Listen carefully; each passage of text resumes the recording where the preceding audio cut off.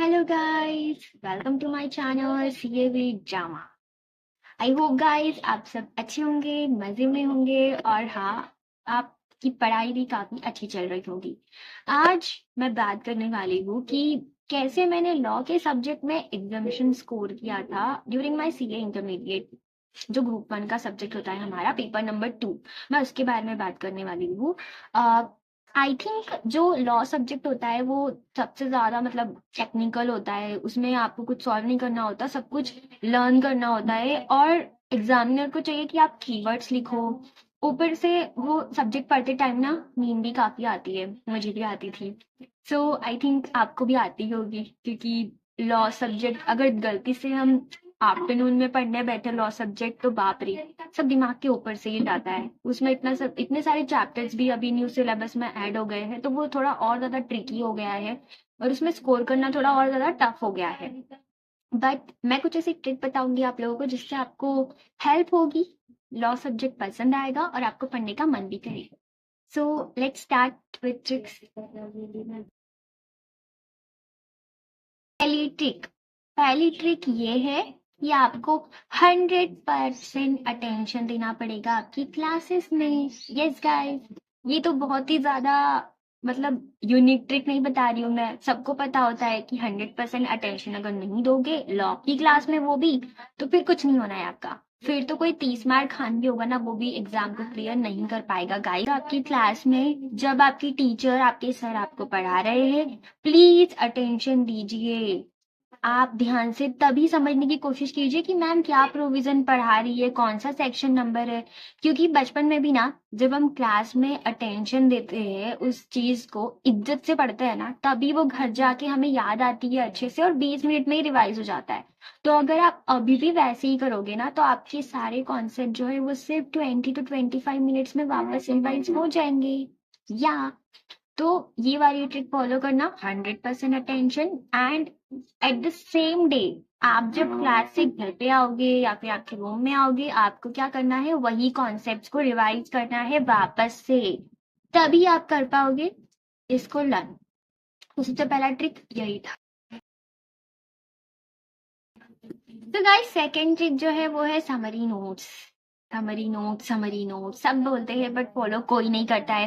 Guys आपको summary notes बनानी पड़ेगी। हाँ, कोई 30 मार्क खान भी होगा ना, तो वो एक दिन पहले, एग्जाम के एक दिन पहले पूरी बुक नहीं पढ़ सकता। एंड अब आप बोलोगे कि सारे चैप्टर्स की समरी नोट्स कैसे बनाए, इतना टाइम तो होता ही नहीं है। तो सबकी समरी नोट्स थोड़ी ना बनानी होती है, आपको बस उन चैप्टर की समरी नोट्स बनानी है जो लेंदी है। Like for example management and administration chapter number 7 of law, वो काफी लेंदी चैप्टर है, तो आपको उसका समरी नोट बनाना पड़ेगा। ऐसे ही आपका समरी नोट्स नहीं बनेगा ना, तो आप इतना अच्छे से प्रिपेयर नहीं कर पाओगे, आपको कीवर्ड्स याद नहीं आएंगे। क्योंकि हम पढ़ते हैं 100%, उसमें से याद होता है 50% और 20% ही हम लिख पाते हैं।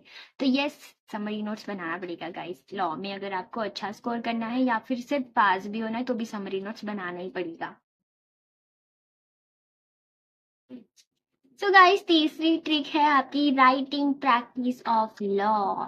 Yes guys, writing practice of law is really very important. आपको राइटिंग प्रैक्टिस करना पड़ेगा। आई नो आपको अच्छा नहीं लगता है राइटिंग प्रैक्टिस करना, बट आपको करना पड़ेगा। डेली आपको 2 क्वेश्चन लिखने चाहिए गाइस लॉ के। लाइक मैं एग्जांपल के लिए बताती हूँ, आपने कोई क्वेश्चन उठाया, तो आप उस क्वेश्चन का आंसर आपको आता है, लेकिन डायरेक्टली आप एग्जाम में जाओगे और आपको सारे क्वेश्चन के आंसर जो है वो धड़ाधड़ नहीं आ जाएंगे। आपको देखना पड़ेगा कि भाई इसका फैक्ट क्या है, इसका प्रोविजन क्या है, फिर एनालिसिस एंड देन कंक्लूजन। तो ऐसे आंसर बनता है भाई लॉ का। आई थिंक सबको पता होना चाहिए, फाउंडेशन में भी तो देके ही आए थे लॉ का पेपर, तो इंटर में इतना तो सबको पता होता है। बट कोई राइटिंग प्रैक्टिस करता ही नहीं है, किसी को लिखकर देखना ही नहीं है। तो आप ऐसी गलती मत करना, आपको लॉ का पेपर लिखकर देखना है। सॉरी, आपको क्वेश्चन लिखकर देखने हैं। रोज डेली के 2 क्वेश्चन लिखो, काफी कॉन्फिडेंस आता है, मुझे तो आता था। और एग्जामिनर इसी के बेस पे, फॉर्मेट के बेस पे भी काफी मार्क्स दे देता है। मुझे तो दिए थे, आपको भी दे ही देगा, क्योंकि आपकी दुश्मनी थोड़ी ना है उसकी।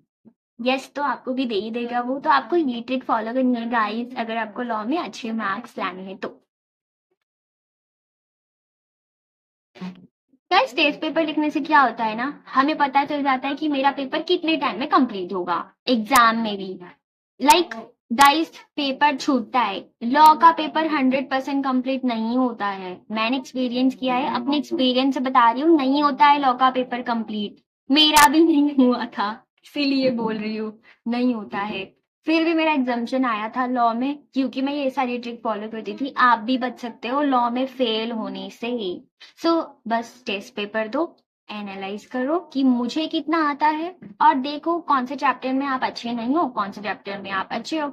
अच्छे हो तो वेरी गुड, नहीं अच्छे हो तो इम्प्रूव करो। सिंपल है गाइस। आप देख लो, आपको पास होना है तो आपको टेस्ट पेपर देना पड़ेगा। मैंने तो दिया था, आप भी दे दो, अच्छा हो जाएगा।